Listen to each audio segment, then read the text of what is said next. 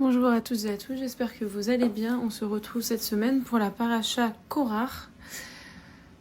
Et nous allons voir que Korach représente en fait l'exemple du choix et de libre arbitre. C'est-à-dire que dans la vie, on peut être, en choisissant le libre arbitre positif, on peut s'élever très très haut et devenir un grand sadique. Ou au contraire, on peut descendre très très bas et finir englouti sous la terre, comme le cas de Korach.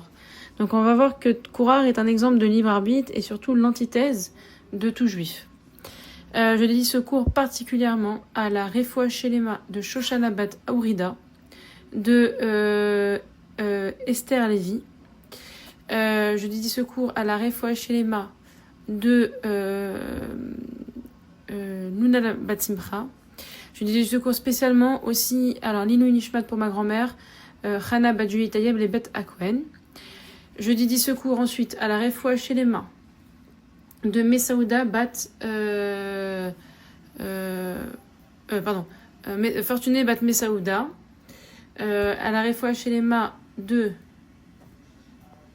Reuven Ishaï Bar Mercedes, Simcha Bat Hana, Vered Bat Shoshana, Shagal Bat Esther, Simcha Bat Rachel, David Ben Rachel, Vivian Bat Emma, Mazal Bat Zoleka, Eliezer Bar Simcha, et Nishmat Rav Yosef Alouf Ben David, Shlomo Alevi, Chaya Janine Nana Bat Esther, Sacha David Chaim Barud Ve Avraham, Shanilouk Bat Rivka Venissim, Ivan Messaouda Bat Josephine Flera, Shoshana Bat Urida, Urida Bat Salim Ve Dod, Rachamim Dod Bar Messaouda, Israël Bar Urida Ve Rachamim, Rav Daïg Adakon Bar Omsa, Linda Bar Issa Bar Kamuna, Avram Bar Esther, Abraham Bar Omsa, Aniren Annie Batren, et ainsi qu'à tous ceux qui sont partis depuis le 7 octobre de Chayanim, nos otages, et tous ceux qui sont partis, et bien sûr tous ceux qui ont péri depuis les attaques de l'Iran, ainsi que tous nos Chayalim qui sont tombés malheureusement ces dernières semaines, que tous nos Chayalim et tous nos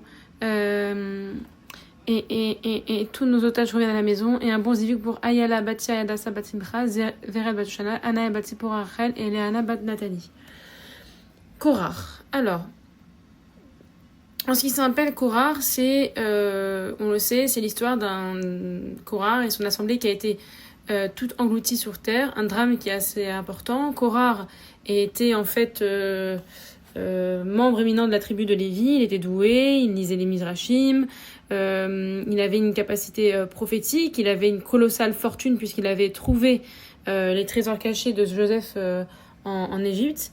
Et c'est un notable qui fomente en fait une révolte contre Moïse et Aaron, et qui n'admet pas que ses cousins aient des postes plus importants que lui. Pour lui, c'est lui qui devait déjà il dit qu'il conteste aussi l'institution des prêtres des Kohanim, puisqu'il serait en train de arguer la sainteté de tout le peuple, et donc il va mener une révolte contre Moshe et Aaron, et malgré sa richesse et son érudition, il va créer le doute quand même dans le cœur de 250 personnes qui étaient justes comme lui, et se mettre aussi à jalouser Moshe, à remettre en question la volonté d'Akadosh Baruch Hu, que c'est Dieu qui l'a choisi pour sortir d'Égypte, que c'est lui qui les a défendus corps et âme quand il y a eu la faute du veau d'or et que Hachem voulait tout engloutir.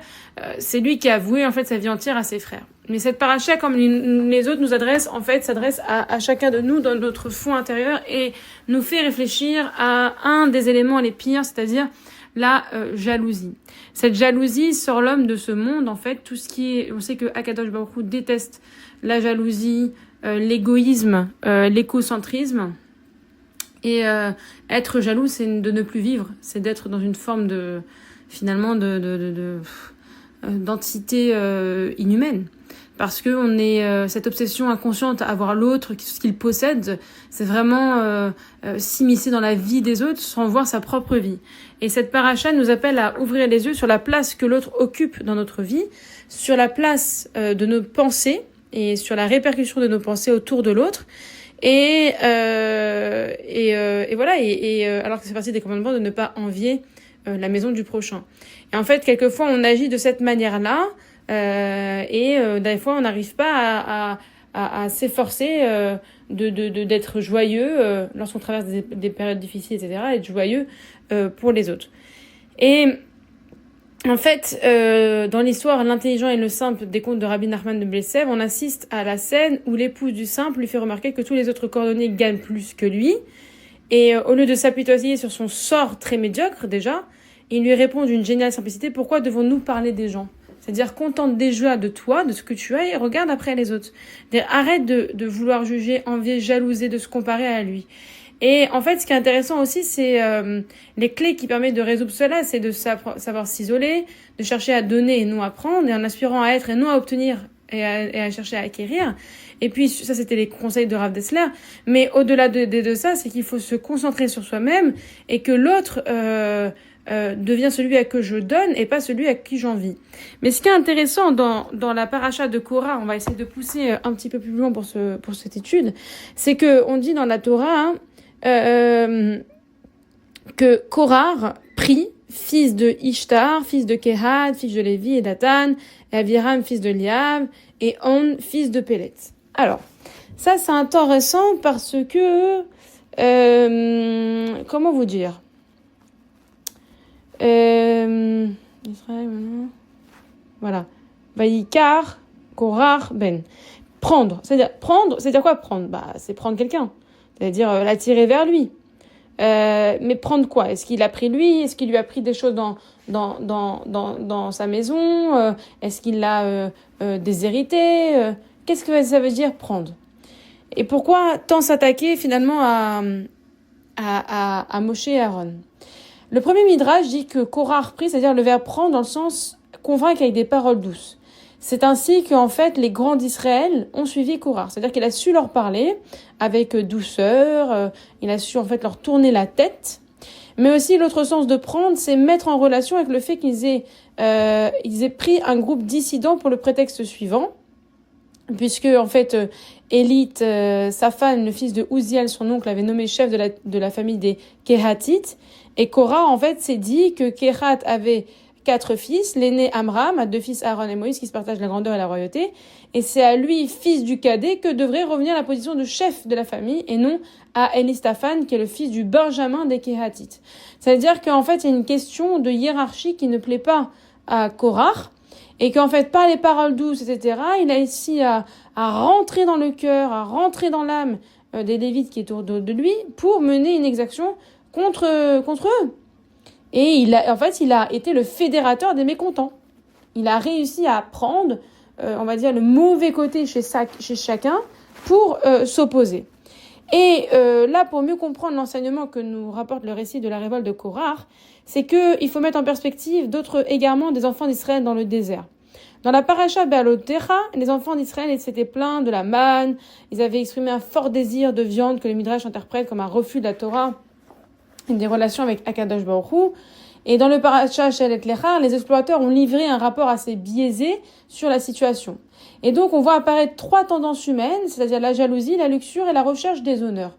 Mais pour la Torah, ce sont 3 fautes très graves, comme je vous l'ai dit, qui expulsent l'homme de ce monde. D'accord? Comme une sorte de vestibule et hop, au revoir. C'est-à-dire qu'il faut vraiment travailler beaucoup sur la question de ces 3 fautes morales très graves. Et il ne faut jamais se résigner à considérer des fatalités inéluctables, les conditions humaines, parce qu'en fait, tout cela n'est pas entre les mains, mais entre les mains d'Akadosh Baruch Hu. C'est-à-dire qu'il faut accepter la présence divine, il faut accepter ce qui nous arrive, il faut remercier Akadosh Baruch Hu pour ce qu'on a, remercier Akadosh Baruch Hu pour ce qu'on n'a pas, et remercier Akadosh Baruch Hu pour ce qu'il nous donnera. Donc c'est ça la paracha de Korah, c'est-à-dire il faut se demander en soi-même sans aller chercher à l'autre. Apprendre à se connaître soi-même, apprendre à vouloir ce qu'on veut soi-même, apprendre à être en face à face avec soi-même, ne pas chercher midi 14 heures, des fois les évidences sont sous nos yeux, et on ne veut pas les voir, on ne veut pas se les avouer, on est dans l'ignorance ou dans le déni total, et alors que Hachem, lui, il a distribué des cartes, je peux vous assurer à chacun, qui correspondent, mais encore faut-il savoir les utiliser. Je vous souhaite un beau et heureux Shabbat Shalom, Rosh Chodesh Tov, Am Yisrael Chai, et que des bonnes choses. Shabbat Shalom, et surtout de bons zivugim, de bons mazal pour les célibataires, et de bons accouchements pour toutes les femmes enceintes. Amen, ve amen.